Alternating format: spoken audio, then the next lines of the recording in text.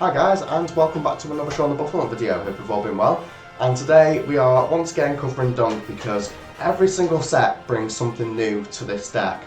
And this deck is now more consistent than ever due to the fact that we have essentially what could only be classified as a double nest ball. So for those that don't know, nest ball was a card that you just basically took a Pokemon from your deck, a basic Pokemon, and put it onto your bench. VIP Pass that has just been released in the Fusion Strike set now allows us, because we only ever want one turn, it says you can only use it during your first turn, it now allows us to basically accelerate the game plan of the deck, which is obviously to donk your opponent before they even get a turn. So the main, obviously, the only weakness of this deck realistically now is cards like Arceus Palkia that has 280, which is just, will always be just beyond this deck's reach. So that is unfortunately a deck that you will not ever be able to donk. But there are big basics, like Mewtwo and Mew-GX, which is a fine example, that does have a weakness that you can hit for. So this is basically a weakness donk deck, because we have now, because of VIP Battle Pass, so much more consistency that we can just keep putting unknowns onto our bench. If we don't find quick balls, we can put like a Wrangler onto our bench and use that. Can find us our actual donking units, which are Pheromosa GX with fast raids. They both have the attack fast raid. If you go first, you can use this attack during your first turn. Does 30, and with the energy that you pair with it, the beast energy, means it does 60. And then we've made it like a weakness covering deck, so we can also hit Pikachu and Zekrom for weakness by using Marshadow and all other lightning type variants, because the majority of lightning types are weak to fighting, other than like the flying Pikachu from Celebration and the surfing Pikachu. And then we also have Mew, which can hit Mewtwo for weakness. So even if, for example, they bench another small Pokemon, then we still have the ability to hit like maximum damage through the use of Zigzagoon pings and Scoop Up nets to reuse the Zigzagoons, Super Scoop Up to attempt to reuse the Zigzagoons, and Scoop Up Cyclone. Now all of these cards, we also, because now we've not got the Dragonite EX in our deck anymore, we've got additional utility by being able to replace those cards with like Recycle and the Rescue Carrier. Rescue Carrier is basically what we use instead of Dragonite, because Dragonite was only ever used to basically recycle the unknowns, and it does mean you have to be a little bit more mindful of what you discard, because obviously Dragonite could get back your attackers, whereas this can't. But you know, with the VIP Battle Passes, if you open one in your open hand, you get to check your deck straight away anyway, so you know what you've got the ability to discard, and then everything else that's going to be useless to that particular game plan, you can just use Battle Compressor to get rid of out your deck. So say for example, if you are trying to get rid of a Pikachu and Zekrom in the active, or a Boltund in the active, a Boltund V for example, you would Battle Compressor the Latios and the Pheromosa, and then the Beast Energy, because obviously you wouldn't be using them, because you can't use Beast Energy with Marshadow. So this deck has a lot more consistency, just in the fact that this is a double level ball in itself, and it gets you your unknowns, and it's basically a draw 2, so it's much better than just playing Judge Whistle, which was only ever a +1 or a 1-for-1, as it was. It wasn't even a plus technically. Whereas this card is a +1 now, because you can just grab the unknowns from the deck, and you're also doing what I like to refer to as deck thinning as deck winning. So because you're dragging cards out your deck constantly and just constantly searching, you're thinning through the cards in your deck that you can't search, so you see your draw cards easier, like Bicycle, that draw cards until you've got 4 cards in your hand, and it's basically now more turbo than ever. And the reason why I'm covering this on the video today is because I don't know how much longer we're going to be able to use this deck in Expanded.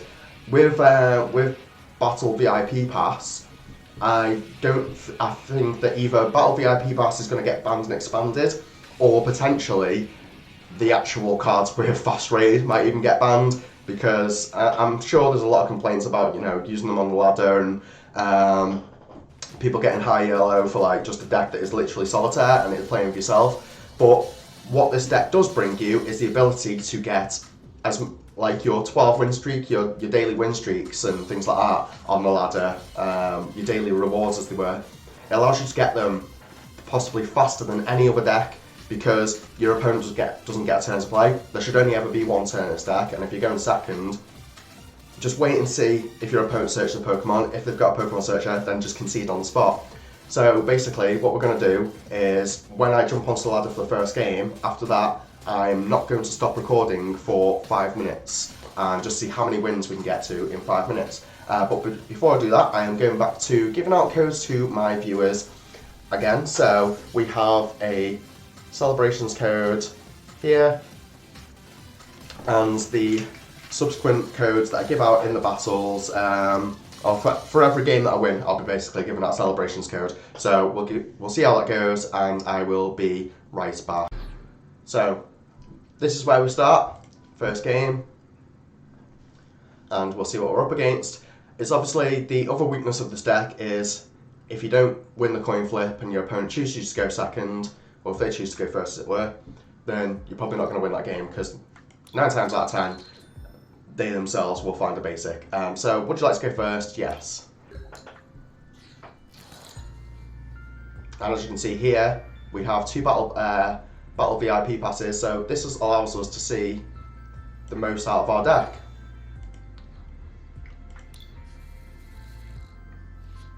And we're against a Blipbug, so we'll probably just see a concede really quickly here. And we'll go, we need to find what energies we have available first. So this is the first thing you do with the VIP Battle Pass.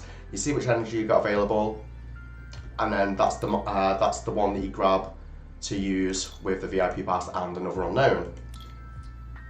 So this is your general, and there's a concede straight away. So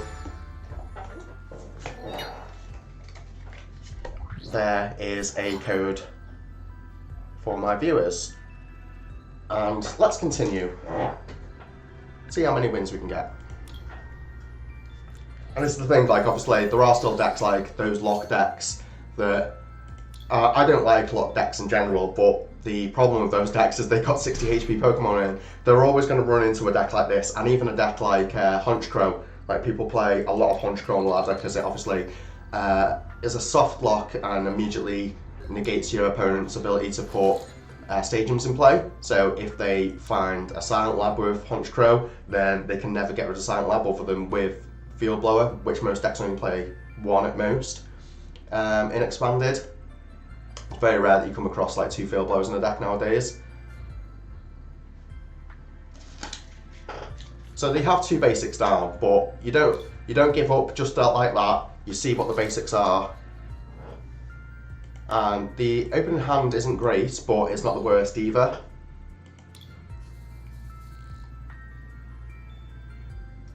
And this deck is literally, it's just all about sequencing. So if now I've mulliganed once, my opponent, if that's another basic, they'll put that down immediately.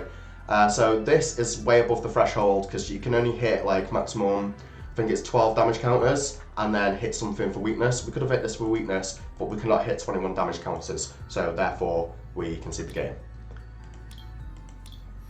And I actually forgot to put the timer on. So it's literally back-to-back games, not stopping recording at all, just seeing how many games we can get done in 5 minutes, and how many wins we can get done in 5 minutes as well. So he's choosing me to go first. This isn't a great hand, so the best thing to do with a hand like this is always have the Zigzagoon in the active. So we've got utility of the unknowns and things like that. And I'm not sure that's 270 that we can't hit for weakness is again beyond the threshold, because against this deck we can hit 130 and then only maximum 12, and then hitting the Toxic Laser that comes up to 260, so we're like 10 damage short. So Trevenant Dusknoir is another thorn in our side. It's any of the big basics that you don't have the ability to hit for weakness, that's where you concede basically. So this is like an instructional demo, you may even say, of the ones where, you know, there's no point trying if if there's literally no possibility to win, because it's just a waste of time. This deck is literally just for ploughing through the ladder as fast as possible. Get your 12 wins, and then you've also got yourself a substantial amount of sequencing practice in the process. So see what we're up against. That's 160. So because it has resistance to fighting, we don't want to be using Marshadow. So use Battle Pass again to look through our deck, see what we've got access to first and foremost. So we've got the Beast Energy, so we definitely want Pheromosa, and we definitely want an Unknown. So that's basically a Thin through 3 because you get the Unknown. And then you can also play another Battle Pass, get the additional 2 Unknowns. Skyfield, increase your bench. And then this is where we now start to get rid of all the attackers that we're not going to be using. Any card that you don't want on your bench, things you don't want clogging up. Just because end game, you always leave the other battle compressor in the deck in case you need to use it to get your hand back down. These are hard to get your hand down if your bench is clogged, so these are the ones you get rid of. And in case we don't hit the Beast Energy, it's not worth battle compressoring away the Prism Energy just yet. These are the sort of like the sequencing processes that you need to go through to be able to maximise your potential. So just use this, and being able to bike for 4 and then draw an additional 3 cards off the unknowns means I'm drawing 7 just off these 4 cards.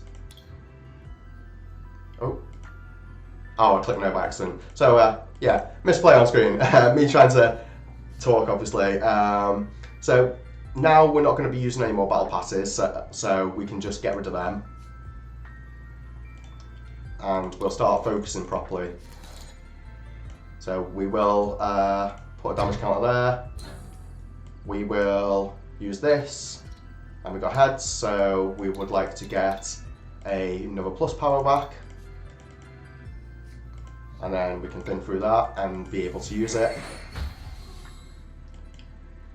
And because we still have another quick ball in our hand, we can now grab our Crobat. You now, like I say, with the additional consistency of this deck, you should always be drawing minimum 5 cards with Crobat, unless you've got a really dead hand, which is so unlikely nowadays with how the deck is. It's very item turbo orientated. So this is where I was saying the other battle compressor is going to come into play. We're going to try and get this Diancie out the active, which we do get. Obviously flipping lucky heads and stuff like that does help a lot. So we can now get rid of that as another card that we no longer need. And do we need another Zigzagoon right now? I think so, yeah, because we can thin our hand right down anyway, and we've still got other items. A lot of items in deck that we can use, and a lot of draw support and abilities to get to that Dedenne. But actually, we may as well just grab the Dedenne now. That would be the better thing to do, actually. So we'll now battle a compressor, a bunch of other things that we don't need. Say, for example, we want to keep the choice band in deck, obviously. Now, realistically, the only thing I want to get rid of is flippy cards, not that. And I think that's the only one that I want to get rid of. I still don't want to get rid of Prism Star just yet because there's 24 cards in deck, Prism Energy even. We know the choice band's in deck, however, so go like this and a Rangaroo for 2. So that's like a double unknown by itself. And we find the rest of our plus powers, which is good. Now, we don't want to use Dedenne just yet, because Dedenne helps us not like thin useless cards out the deck as well. Get another ping on this. Farewell letter. And we can grab this. We want this out of the deck because Dedenne is going to find us our draw cards. As you can see, like even Rescue Stretcher is literally a draw 2. So now we use Dedenne, get the other 6. I don't really foresee any way of like losing this game, and as you can see, it's as straightforward as possible, but it's the correct sequencing that makes a good pilot behind this deck. So again, get the cards that can't draw your cards out of the deck, and I don't want a beauty just in case I don't find anything that's like playable, like that will help me draw more cards off Bicycle. So Bicycle for 2, there's the Beast Energy, another Zigzagoon, and another Bicycle. And with this I haven't been counting as I go along, but let's have a look. I've got all 4+ powers. We even reused one, so that's 5. So that's 80 plus 30 is 110, plus that is, yeah, it's way over the threshold. And we haven't even filled up our bench like we used to with the old Donk.dek. Like the old Donk.dek, you'd have that thing where, because we was using the Dragonite back then, with Scoop Up Nets to reuse the unknowns. But like I say, it's one less Pokemon on your bench, and it's even one less ability that you might have to struggle with as well, because due to, like, say for example, sometimes you'll go against a deck called Ultra Necrozma, and sorry, there is another code for the game that I just won. Sometimes you'll go against Ultra Necrozma, which is a deck that don't play many basics, and it's easy to donk that deck even if they have an Ultra Necrozma and find a backup Trubbish to go with it. That's still 180, and it's really easy to hit that, especially if you have the Pheromosa and Beast Energy in deck, and even more so if you've actually got the Muscle Band in deck. So we are against Colossal. So Colossal is definitely possible to one-hit KO. And even though they're going first as well, like, it doesn't play a lot of basic searching, and we can definitely outping this.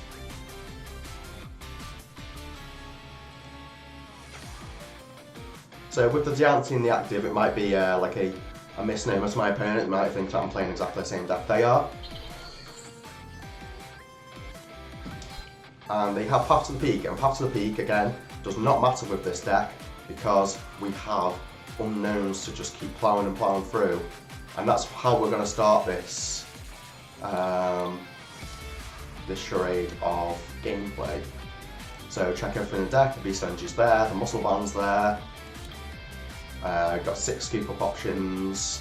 We're missing Super Scoop Up. It's in hand actually just there, and all we need to do realistically is just be able to find our Skyfield, which we have both in deck.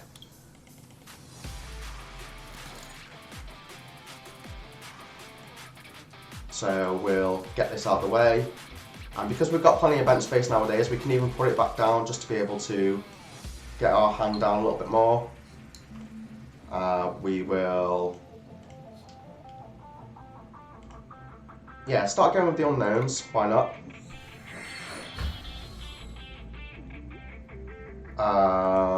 We need a quick ball. Either a quick ball or Skyfield, which we got neither. So unfortunately, that's just how it goes sometimes. This is what I'm saying about you can get dead hands, it's just very, very unlikely. So there's no point continuing that one. Let's quit.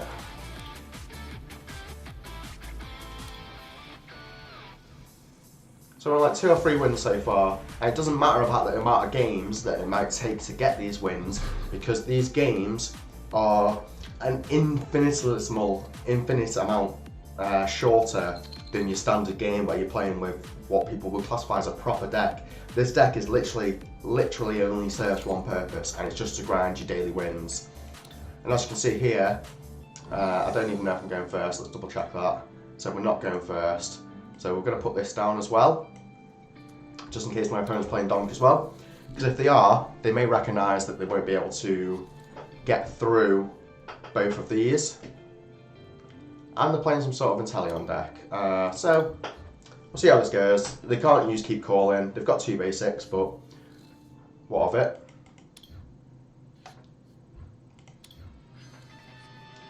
And they're both Sobbles anyway.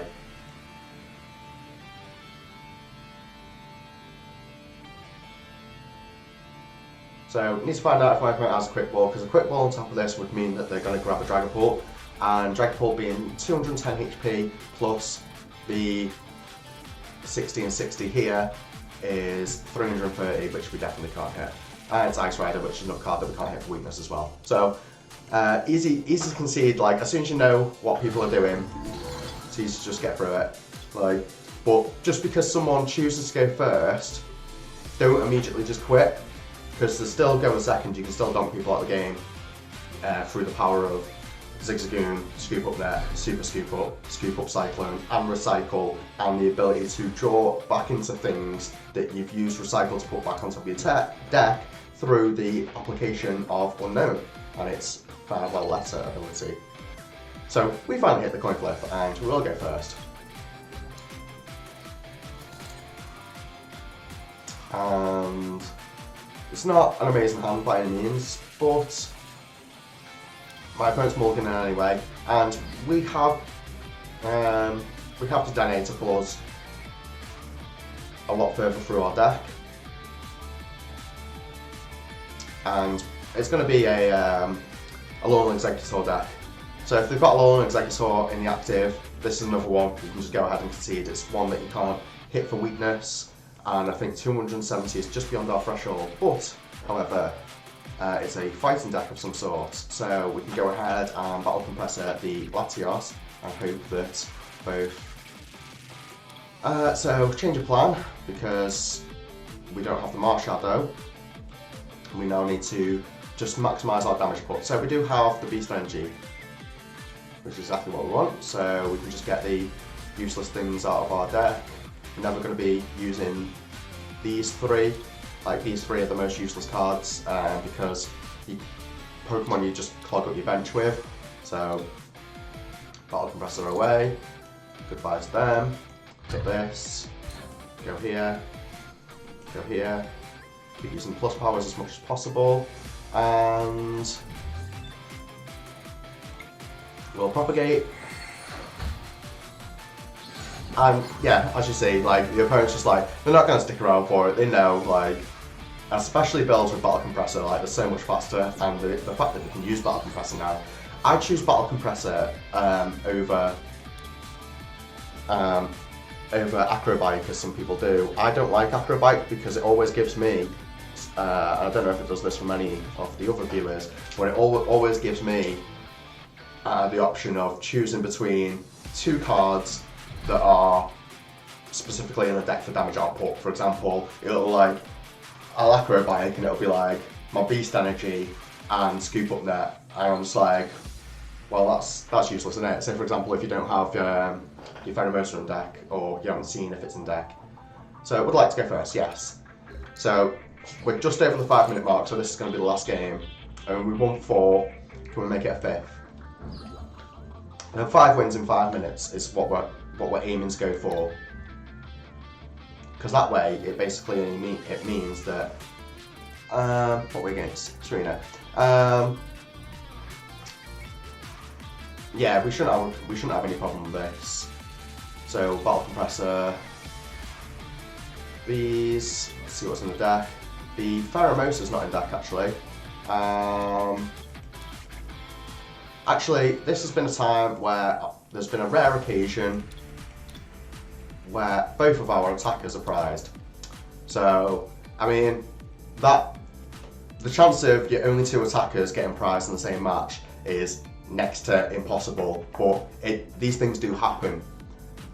So I don't think there's any way, other than Mew copying Unknown, that we can do anything about this. So I think it's just literally just going to have to be a case of conceding, because for whatever reason, Unknown has a bug at the moment,